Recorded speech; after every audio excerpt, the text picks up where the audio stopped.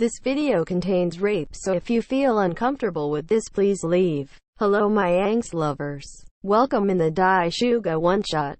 If you have any ships that you would like to see me working with, you can write it down in the comments and I will see what I can do. As always, any characters or fan arts are not mine. And back to the video. Enjoy. Today is the day. I cannot wait any longer. I swear. Dude, you sure? Yeah, today I will make Sugawara mine. I can't stand as he wastes his pretty face with this volleyball captain. I'm 100 times more handsome. Yeah, dude, you are right. But will you let me to play with him?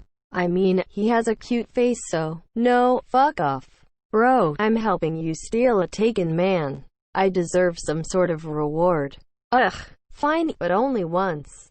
Sure, bro. Let's repeat the plan fastly. Since the week of exams was soon, volleyball club had to take a break from practices cause some of players won't pass otherwise. Daichi took it as a break from babysitting the teammates, who sometimes literally acted as little children. The lunch break has just begun. After that, Daichi'll have a last lesson for today. Finally, day when I can rest and focus on my study. Maybe if Suga will be free in the evening we can meet. Sounds good. He smiled slightly, resting his head on his hands.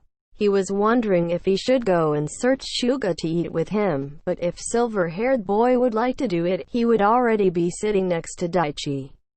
Daichi hummed something under his nose when he heard his name. Huh? Bro, listen. You need to hear that. Do we know each other? It doesn't matter now. It's about your boyfriend. Oh my god, did something happen to Suga?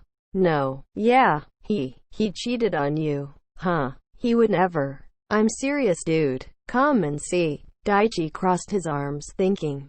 He trusted Suga and he knew that Suga will never cheat on him. But he decided to go with this guy and see what he wanted to show him. They went to the hall behind the gym, and the guy showed him the storeroom. Go and see yourself. He whispered as if he was scared that something can happen if he says it louder. Daichi went to the small window that was placed in the upper part of the door and looked to the room. He noticed Suga and the other guy sharing a kiss. His heart stopped for a moment. Huh? Suga. He felt as all his negative emotions fell on his back, what overwhelmed him to the point that he had to take few steps backwards. But before he did it, he noticed the boy, who was kissing Suga, have smiled widely and looking straight at Daichi, moving his lips as if he would say, "Now he is mine." In one moment Daichi's face went red, when he was ready to run at the guy and start to hit him till he will end up unconscious, but the second guy noticed it and decided to take him away from this place. Calm down. You will talk with your boy about that later. He didn't say anything more, so did Daichi. They left in silence, being accompanied just by Suga's cough that began when the other guy broke their kiss. I can't believe he did this to me. Me neither, man, but well, some people are just super fake and we shouldn't trust them at all. Yeah, you are probably right. This strange guy just put his hand on Daichi's shoulder for a moment, and after that he went in his own direction. Daichi, feeling horrible, decided to go to the roof to rest a little and calm himself. Not even 5 minutes have passed, he heard someone calling his name again. Daichi-san. Daichi. Huh? What is it? We have a question. Yeah, we saw Suga-san earlier. He was with some strange-looking guy. Don't talk like that about people, Tanaka. It's not so nice. He can talk like that about this guy. Why? He was dragging Suga pretty hard. Suga nearly fell because of him. Yeah, so do you know who was that? No, and I don't care anymore. I'm sorry, Daichi-san, but are you joking? Someone just dragged your boy by force. He literally looked like searching for help. So why didn't you help him? We were just passing by, and we weren't sure, so we decided to ask you. But we shouldn't do this, we should go after them and help Suga-san. If you are gonna act as you don't care, then we will leave you here. Come on, Tanaka. Yeah, bro, let's save our mom. They left, leaving Daichi with the voices in his head that was arguing if he should go and check on Suga or no, but he finally stood up and ran after two of his friends. Wait for me. Finally. I told you, he cares. Yeah, you did. When they were on the hall entrance, they heard the Suga sobs and cries for help. Stop he please. I have a boyfriend he that I love. P please stop it who hurts. The hall was pretty far from school building, so if there was no one in the gym, there was no chances of being heard by someone. Fuck. Noya, go for rest of the team, we need a backup. Sure thing. Noya run to the school when Daichi and Tanaka went to the storeroom quietly. They saw Suga, completely naked, just with the ripped shirt placed on his arms. His face showed how tired the boy was. His eyes were empty and new tears were streaming down his cheeks even though his whole face was already wet. Daichi noticed the bruises on his neck, hands and upper thighs, feeling guilty that he didn't react earlier. Even though he felt something was wrong, he decided to drown himself in the feeling of betrayal rather than focus on his instinct, which had never deceived him before. And now was already too late. Suga already got hurt. He snapped back to reality, hearing Next scream. However, this one contained even more pain, that tore Daichi's heart to pieces. T that who hurts stop. I don't want T to. Shut up slut. You are mine now, and I can do whatever I want. I'll never agree T to be yours.